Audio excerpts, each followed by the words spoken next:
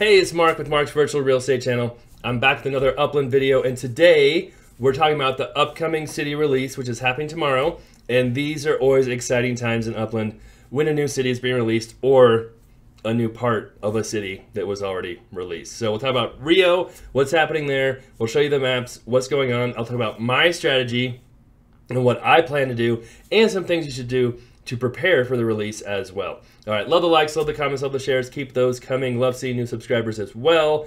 And I also have a real estate channel, Mark Ferguson Invest for More, which goes over all kinds of different things in my real estate life as well, which is going extremely crazy right now. So break-ins, stolen campers, the power being shut off at properties, hoarder house, all kinds of crazy stuff. But anyway, all right, so tomorrow, like I said, they're releasing part of a new city. So, well, part of an old city that's already been released, and that's Rio.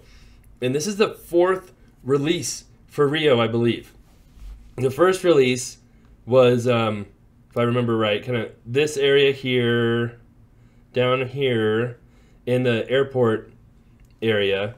And then the second release was kind of this area down here a little bit with some more collections. And the third release was this area right here with no collections, nothing exciting, just kind of weird they released that at all. But they did. And now the fourth release, which should be more exciting than the third release, so that's good at least. Now, what has happened in Rio, since we haven't been here for a while? Well, we still kind of have the lazy node kind of third participant sort of Kokata. Nothing much has happened here. I still own a bunch of properties here, but they're still building stuff. And the way Upland is going, they really want people to focus on one neighborhood if you're doing a node for contests, for neighborhood rankings, things like that. So it's hard to get going with multiple nodes, and that's kind of why we focus on Neponsit and Henry Ford a little bit, but really mostly Neponsit. But I still do have properties here.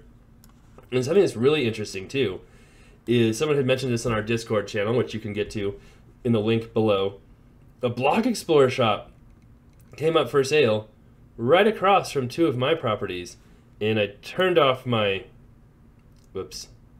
3D markers, because that's one thing you should do before a city release, is try and keep your computer working as good as possible and not slow. And maybe they'll pop up, maybe it won't.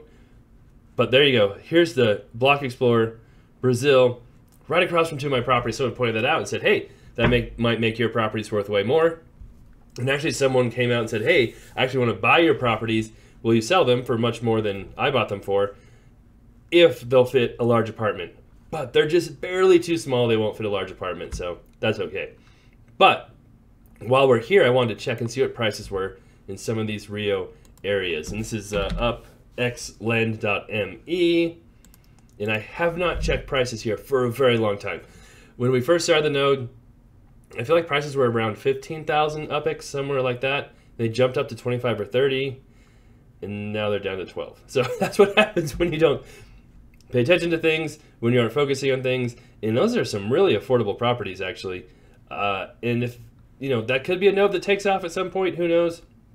Like I said, we're kind of, someone else had started the node a little bit and wanted to partner with us, and they were building a bunch of stuff. So I still think it's a really cool area. It's not a big node at all. I still think it could do very well. So at some point, who knows what will happen in the future, but those are some pretty cheap prices now. And the other one I kind of thought about for a while is Saud, I don't know. And someone else had mentioned they started a node too, unrelated to me. They said, oh, you own some properties there. We're starting a node there, and their prices are also down pretty low. So nothing too crazy going on there either. It really shows, you know, people can start a node. You can say you're going to do a node, get all gung-ho, but to really, I think, have a successful node, one where prices are going up, you really have to put some time into it, get a community around it, and be persistent, right? You have to keep going with it, and I think we've done a really good job on that with Henry Ford and Neponsit, so that's cool to see, because there's a lot of nodes out there that are not doing that great, or at least price-wise. I mean, I'm not saying they're bad nodes or anything, but just as far as values go, it's been cool to see ours stay very consistent, even going up over time. All right, and I want to check this one too, because there's so many properties being built in here.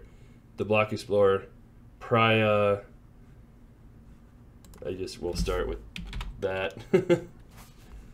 Oh, did he? That one? Yeah. 82. So there you go. There's a node with 14 properties for sale. That's crazy. There you go. There's a node that's doing very, very well. And you can see incredible. Oh, holy cow. There's some cars for you and semis. We found where all the cars are in Brazil. That's funny. I wonder what's going on there.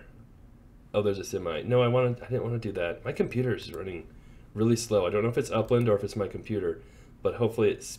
See how slow that was? Isero owns all those vehicles, I guess. Interesting. All right. So that's how some of those neighborhoods are going. Now, what you really wanted to talk about, or hear me talk about most likely, is the new release. Sorry, getting distracted. That happens easily. So the cool thing about this release, and this has happened the last couple of releases too, is Upland. So I just went to Upland events, and oh, I don't know. Oh, I made it all big so you could see. Upland events, and then they have the new city release, and I zoomed into this a ton so people could see the map. But basically, Rio, we don't care about that. Rio expansion, sorry. So it's happening tomorrow at 9 a.m. Pacific time. Make sure you adjust for your time zone. That's 10 a.m. for me in Mountain Time Zone. 26,000 properties, 25% FSA properties, a new landmark. No new collections, but there are collections here, right? They've already announced all the collections for Rio, and there are collections in this release, which is really good. Because talk about a boring release when you know there's no collections in, yeah, like the last Rio release. And here are the neighborhoods. Endarai, which is a collection. I believe it's a limited one. Barra da Tijuca or Tijuca, I'm not sure. That's also a collection, but just a standard. And then these others are not collections. So this is a really cool thing that they've been doing. I was just talking about. They show us the maps now. Before, it's kind of like we had to rely on someone else to make a map or guess where the neighborhoods would be. Now they're releasing the maps beforehand. So you can see here, this is Barra da Tijuca. That is the standard collection, and it's along the coast, which is cool.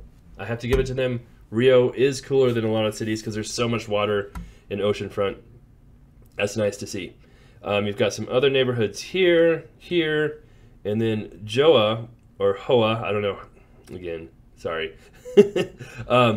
Much smaller, but it's really not that small of a neighborhood, and we'll show you why. Then we have Endari, which is a limited collection up here, right by Tijuca, and then Garajao right next to that.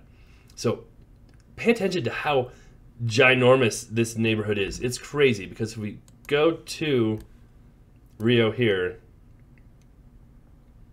it's basically from this area here up to here, all the way over here. It might be the biggest neighborhood in Rio, except for Tijuca Forest, but that one is very sparsely populated. You know, there aren't that many properties in it, but there looks like there's a ton of properties in this one, because if we zoom in here, you can see streets everywhere, named properties, an Outback Steakhouse, all kinds of stuff. So it's not like it's just a very sparsely huge neighborhood, it's just a huge neighborhood. And on the map, like I said,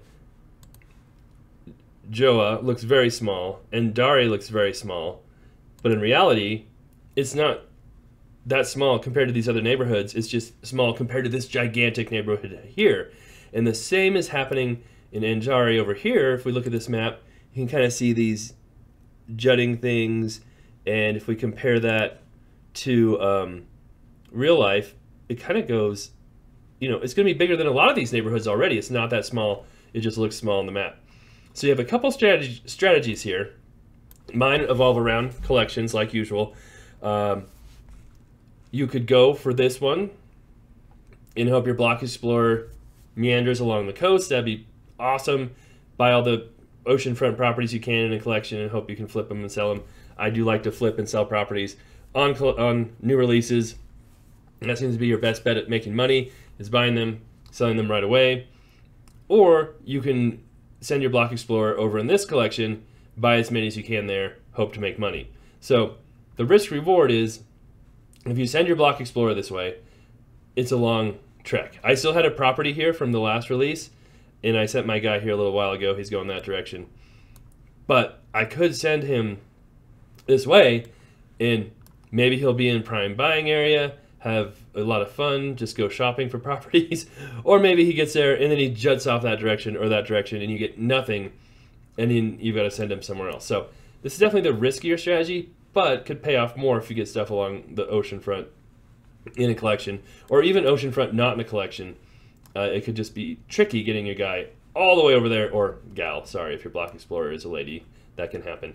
But sometimes it's worth going for the risk reward. The other strategy is, sending block explorers in this area and just minting the collection. And you can see I have lots of properties on Henry Ford Street before that I minted, I still have. And I bought a few more up here. I didn't need that many, but I wanted to maybe sell some of these because I thought prices might go up if I have properties right along this area where people can send from. And we'll see if that's true or not. But I paid like $5,000 for them. They're very, very cheap, 5,000 UPIX.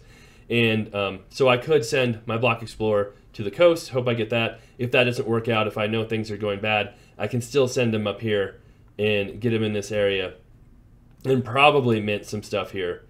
But, there will be a lot of competition up this way because I'm sure a ton of people will have the same idea of just sending their block explorers from these properties. There'll be a lot of people in this area.